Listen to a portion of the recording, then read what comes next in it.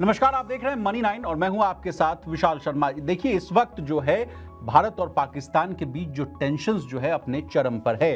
भारत ने पहलगाम अटैक के ठीक 15 दिन के बाद पाकिस्तान में आतंकवादियों से अपना बदला ले लिया है।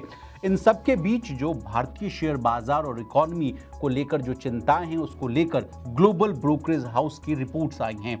जेफरीज ने भारत की अर्थव्यवस्था और शेयर मार्केट पर अपना जो भरोसा है उसको कायम रखा है। अब क्या कहा है जेफरीज ने अपनी रिपोर्ट में, इसको आसान भाषा में समझाने की आपको कोशिश करेंगे। इसके अलावा आज की इस कहानी में आपको मूडीज की भी जो रिपोर्ट थी, जो इंडियन पाक टेंशंस को लेकर थी, वॉर को लेकर थी, उसको भी डिकोड करने की कोशिश करेंगे। इसके अलावा शेयर बाजार के जो दिग्गज हैं, जैसे मान लीजिए कि कोटक एएमसी के जो एमडी हैं नीलेश शाह साहब, उनका क्या कहना है, समीर अरोड़ा साहब जो हेलियोस कैपिटल के हैं, उनका क्या कहना है, इन तमाम विषयों को हम लोग बहुत ही आसान भाषा में आपको समझाने की कोशिश करेंगे। तो चलिए कहानी की शुरुआत करते हैं। सबसे पहले जेफरीज ने क्या कहा है उससे आपको रूबरू करवा देते हैं। जेफरीज का मानना है कि अगर युद्ध जैसी स्थिति बनती है तो मार्केट पर इसका जो असर है वो अस्थायी होगा, यानी आपको कुछ दिनों में ही इसका जो असर है वो, जो आप मान लीजिए बाजार में अगर आपको हल्की गिरावट देखने को मिल रही है तो वो असर जो है बेअसर होता हुआ दिख सकता है। अब जेफरीज के विश्लेषकों का कहना है कि भारत और पाकिस्तान के बीच जो चल रहा है तनाव, उसके कारण शेयर मार्केट में कुछ गिरावट जो है देखने को मिल सकती है, लेकिन वो गिरावट जो है काफी लंबे समय तक नहीं चलेगी। अगर आपको उदाहरण के तौर पर समझाएं या बताएं, तब देखिए कहा गया कि साल 2016 में सर्जिकल स्ट्राइक की गई थी और फिर एयर स्ट्राइक हुई थी। साल 2019 में उस समय मार्केट में थोड़ी अस्थिरता जो थी वो देखने को मिली थी, लेकिन बाद में जो मार्केट है वो रिकवर हो गया था। अब कुछ सेक्टर्स पर जेफरीज ने अपनी रिपोर्ट्स पेश की है, वो भी आपको मैं जानकारी दे देता हूं। तनाव के बीच जेफरीज ने टूरिज्म और रियल एस्टेट सेक्टर का जो वेटेज है उसको कम कर दिया है। इस पर उनका कहना है कि अगर हालात और बिगड़े तो सबसे ज़्यादा जो असर है इन सेक्टर्स पर ही देखने को मिलेगा, क्योंकि ये सेक्टर जो हैं भरोसे और स्थिरता पर ही टिके होते हैं। ऐसे माहौल में लोग कहीं घूमने जाने से परहेज करते हैं, तो यानी इन सेक्टर्स पर दबाव दिख सकता है। अब बैंकिंग, ऑटो और टेलीकॉम सेक्टर्स पर क्या है जेफरीज की राय, वो भी हम आपको बताते हैं। इस समय देखिए जेफरीज ने बैंकिंग, ऑटो, टेलीकॉम सेक्टर पर अपना भरोसा जताया है। जेफरीज ने अपने पोर्टफोलियो में इन सेक्टर्स पर को रखने की सलाह दी है, ओवरवेट की रेटिंग दी है, यानी ब्रोकरेज को इन पर जो है आसान भाषा में कहे तो भरोसा जो है वो ज़्यादा है। ऐसे में इन सेक्टर्स में मार्केट में गिरावट जो आ रहा है उस समय ये मजबूत रह सकते हैं, ऐसा कहना है जेफरीज का। अब जो थोड़ा सतर्क का जो रुख है वो कहाँ अपनाने की बात कह रहा है जेफरीज, ये भी आप आपको बता देते हैं। जेफरीज ने देखिए इंडस्ट्रियल और इंफ्रा सेक्टर पर थोड़ा सतर्क रहने की अपनी जो है चेतावनी वो कहते हुए नजर आ रहे हैं। तनाव के बारे में बात कर लेते हैं। जेफरीज का मानना है कि अगर बॉर्डर पर तनाव बढ़ता है तो बॉर्डर के पास मौजूद बड़ी फैक्ट्रीज और परियोजना, यानी जो इंफ्रास्ट्रक्चर डेवलपमेंट के जो काम चल रहे हैं उसको लेकर निवेशकों के बीच जो है चिंता का माहौल जो बढ़ सकता है, यानी उनकी जो चिंता है बढ़ सकती है, जिससे इन सेक्टर पर प्रभाव पड़ सकता है। जेफरीज ने इसके साथ ही ये भी चेतावनी दी कि अगर तनाव अभी घटा नहीं है, क्योंकि आप थोड़ा सतर्क रहिए, ये भी बात वो कह रहे हैं कि भारत की ओर से स्ट्राइक हो चुकी है, लेकिन पाकिस्तान की ओर से सीमा पार से जो फायरिंग है और जवाबी हमलों के कारण जो है तनाव अभी भी बाकी रह सकता है। अब ये तो बात हुई देखिए जेफरीज की रिपोर्ट की। अब मूडीज जो है वो भी उसने भी एक रिपोर्ट पेश की थी 1-2 दिन पहले ही, उसको भी इस कहानी से जोड़ना बहुत ज़रूरी है। देखिए वो मूडीज ने कहा था कि भारत और पाकिस्तान के बीच तनाव बढ़ता है तो पाकिस्तान की तरक्की रुक सकती है। इससे पाकिस्तान सरकार जो आर्थिक स्थिति को सुधारने की कोशिश कर रहा है उसमें रुकावट आ सकती है। इसका मतलब है कि पाकिस्तान को आसान भाषा में कहें तो आर्थिक रूप से मजबूत होने में और देर लग सकता है। अब मूडीज, जैसा कि हमने आपको बताया कि एक इंटरनेशनल एजेंसी है, ये देशों और कंपनियों की आर्थिक स्थिति का आकलन करती है। रिपोर्ट में और क्या क्या बातें मूडीज ने कही ये भी हम आपको बता देते हैं कि अगर देखिए तनाव बढ़ता रहा तो पाकिस्तान को दूसरे देशों से पैसा मिलने में दिक्कत हो सकती है। इससे पाकिस्तान के पास जो उसका फॉरेक्स रिजर्व है, यानी विदेशी मुद्रा भंडार है, उस पर भी दबाव बढ़ेगा। अभी पाकिस्तान के पास बता दें कि जितना विदेशी मुद्रा भंडार है वो अगले कुछ सालों में अपने उनके जो कर्ज हैं, कर्ज को चुकाने के लिए भी काफ़ी नहीं है। तो यानी ये स्थिति है पाकिस्तान की।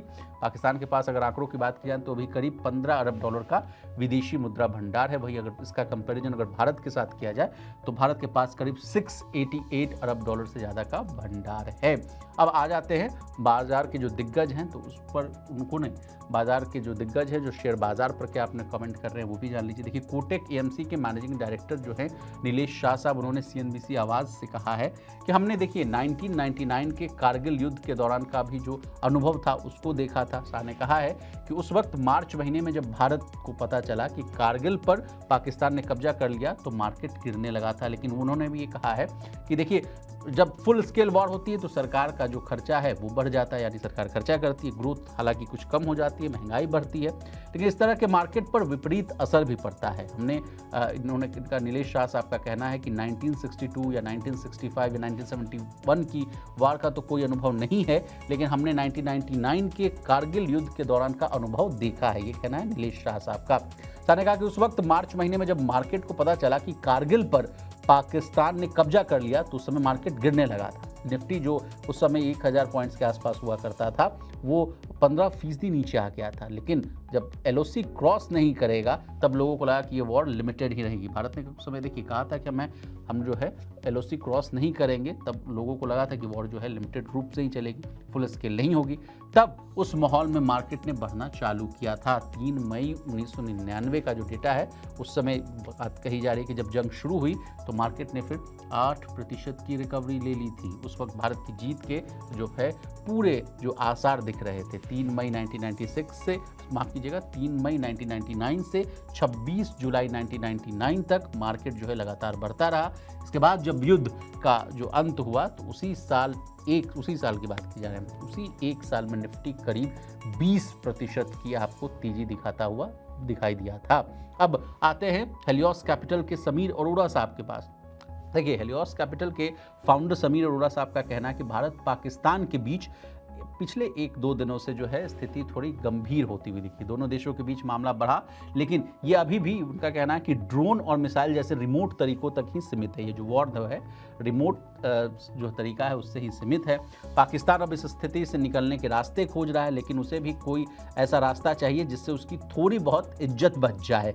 ये कहना है हेलियोस कैपिटल के जो है फाउंडर समीर अरोड़ा साहब का। कह रहे हैं अरोड़ा साहब कि अगर 2-4 दिन में भी ये संघर्ष रुक जाता है तो आज आपको इसके चलते जो घाटा हो रहा है उसकी डबल रिकवरी आपको हो सकती है। ऐसे में हमें घबराहट में बिकवाली करने की जरूरत नहीं है। इस संघर्ष को पूर्ण युद्ध या परमाणु युद्ध में बदलने की 5% से ज़्यादा की संभावना भी नहीं है। यानी जिस तरह का कहा जा रहा था भारत पाक के बीच जो है अब न्यूक्लियर वॉर की स्थिति हो जाएगी, तो वैसा वो कह रहे हैं समीर अरोड़ा साहब कि 5% की भी संभावना नहीं है। अब समीर अरोड़ा साहब आगे कहते हुए नजर आ रहे हैं कि ये बाजार जो है बिकवाली करने का नहीं है। आज बाजार में बिकवाली करने से बचें। आईटी शेयरों पर बात करते हुए समीर अरोड़ा साहब ने बताया कि वो आईटी शेयरों में बिकवाली के पक्ष में बिल्कुल भी नहीं है, लेकिन इन जो शेयर्स में खरीदारी करने की भी सलाह उन्हें नहीं दी है। यानी आसान भाषा में कहें तो वेट एंड वॉच वाली पॉलिसी पर वो दिखते हुए नजर आ रहे हैं। अब कहानी को हम समाप्त करेंगे तो उसके साथ ही शेयर बाजार का जो हाल है वो भी हम आपको बता दें। देखिए भारत और पाकिस्तान के बीच युद्ध जैसे हालात के बीच हफ्ते के आखिरी कारोबारी सेशन के दौरान बाजार में आज गिरावट देखने को मिली है। निफ्टी और सेंसेक्स करीब 1% की गिरावट के साथ कामकाज करते हुए नजर आया। ब्रॉडर मार्केट में भी बिकवाली का दबाव है। एनएसई पर एक समय 6 शेयर में बिकवाली के बदले 1 शेयर में खरीदारी देखने को मिली है। यानी बाजार में आज गिरावट है। अब इसकी तुलना भारतीय शेयर बाजार की बात हम करें तो कराची स्टॉक एक्सचेंज 100 इंडेक्स का क्या हाल है वो भी हम आपको बता दें, तो वहाँ भी 0.67% की तेजी के साथ 1,04,216 के आसपास कारोबार हो रहा है। अब हमने आपको तमाम बातें बताई, जैसे मान लीजिए नीलेश शाह साहब ने क्या कहा, कोटक के जो एमडी हैं उन्होंने क्या कहा, नीलेश शाह साहब ने क्या कहा, समीर अरोड़ा साहब ने क्या कहा। उसके अलावा जो जेफरीज की रिपोर्ट है उसको भी हम लोगों ने आसान भाषा में आपको डिकोड करने की कोशिश की। इसके अलावा मूडीज़ की भी रिपोर्ट हमने आपको बताई। आपको हमारी ये तमाम जानकारी कैसे लगी कमेंट करके जरूर बताइएगा। इसी तरह देश, दुनिया और बिजनेस जगह से जुड़ी तमाम ताज़ा तरीन खबरों के लिए बने रहिए हमारे साथ और देखते रहिए मनी।